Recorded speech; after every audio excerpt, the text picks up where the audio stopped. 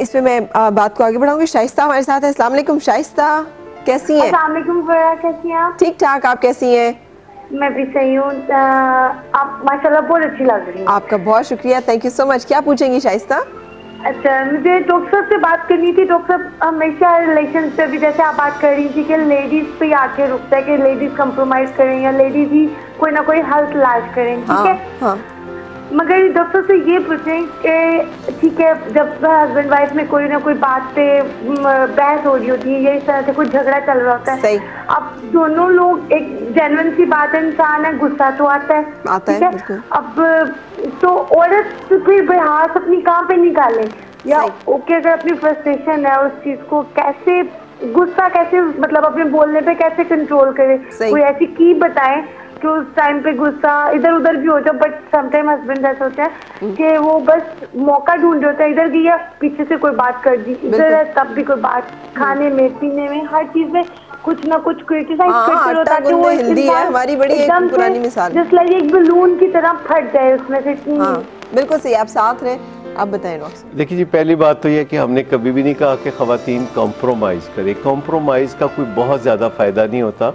Compromise से वक्ती तौर पर अगर अमन कायम हो भी जाए तो बाद में ज़्यादा बड़ा फसाद होता है और बम फटता है। बिल्कुल सही। तो कॉम्प्रोमाइज़ करने के लिए हम नहीं कहते, लेकिन वो जो कहते हैं ना कि भड़ास कहाँ निकालें, तो भड़ास निकालने के लिए ख़वातीन के पास अपनी सहेलियाँ हैं और सुबह अम्मा को फ़ोन करके भड़ास निकाल सकती हैं नाश्ते के बाद। लेकिन भड़ास निकालने से कभी कोई फ़ायदा नहीं होता, क्योंकि जब आप भड़ास निकाल रहे होते हैं तो दूसरा शख्स कह रहा होता है अच्छा वाकई ऐसा किया उसने, बड़ी ज्यादती की।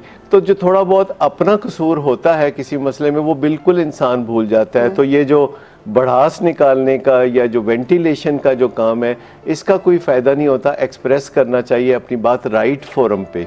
जब आप किसी साइकोलॉजिस्ट या काउंसलर के पास जाते हैं तो वो आपको उस तरह ट्रीट नहीं करेगा जैसे कि आपकी सहेलियाँ या आपकी वालदा या कोई और वेल विशर या मोहब्बत करने वाला या चाहने वाला करता है। वो जज्बात से ज़रा बालातर होके बात करेगा। वो आपको बताएगा कि मसले में आपका हिस्सा अगरचे कुछ नहीं था, मैं लफ्ज़ इस्तेमाल कर रहा हूँ कि आपका हिस्सा कुछ नहीं था, लेकिन जब मसला पैदा हो गया तो आपने उसमें अपना हिस्सा डालना शुरू कर दिया, आग भड़कानी शुरू कर दी, तो अब आपका भी हिस्सा है। तो सबसे पहली बात तो यह है कि आपको अपने जज्बात ठंडे करने की ज़रूरत है। कैसे होते हैं जज्बात ठंडे? ये कमबख्त तो ठंडे होते ही नहीं, तो इतनी गर्म चीज़ है कि इसका ठंडा हो जाना लगता है कि जैसे इंसान नहीं रहेगा अगर ये ठंडे हो जाएंगे। वाकई मुश्किल बात है, क्योंकि सदियों से इंसान जो है वो इसी तरह करता है। क्योंकि पुराने ज़माने में सारे सोल्यूशंस हाथापाई से निकला करते थे, लेकिन ये ज़माना बदल गया है।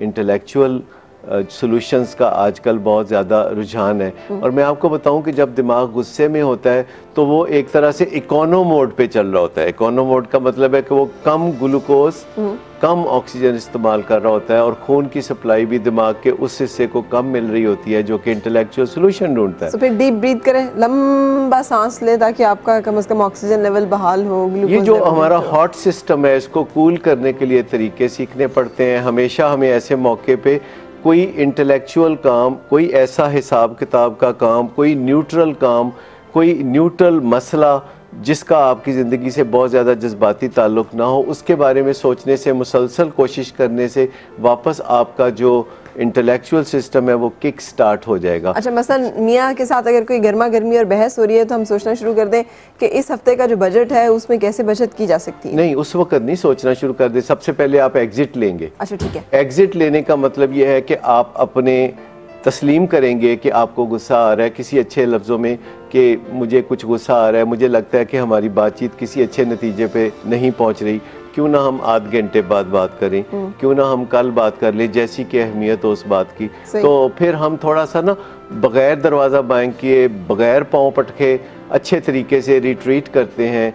पुश्त भी नहीं करते, तो कहते हैं अच्छा मैं थोड़ी देर में आता हूँ या मैं थोड़ी देर में आती हूँ। तो फिर इस पे बात करते हैं, let me think about it, मुझे कुछ कंफ्यूज हो गया हूँ, मुझे समझ नहीं लग रही कि सही चीज़ क्या है। और जब भी हम बात कर रहे होते हैं हम रिश्तों में, तो हमें अगर किसी बात का यकीन हो तो हमें कहना चाहिए कि हाँ इस बात का मुझे यकीन है, और अगर हमें किसी बात का शक हो तो हमें कहना चाहिए ये मुझे शक है, ये मुझे वहम है, ये मुझे ख्याल है, ऐसा मैंने सुना है, ऐसा मैं सोचता हूँ, या इस तरह की बात करनी चाहिए जिससे कि दूसरे के दिल में आपकी क्रेडिबिलिटी बढ़ती है और दूसरा आपका एतबार करने लगता है कि आप मैटर ऑफ फैक्ट बात करते हैं। अच्छा बिल्कुल से भी खर्चा कैसे बहाल करवाएं मियाँ से, जो ये कहते हैं कि मैंने क्या तुम हर वक्त मुझसे मांगती रहती हो? देखो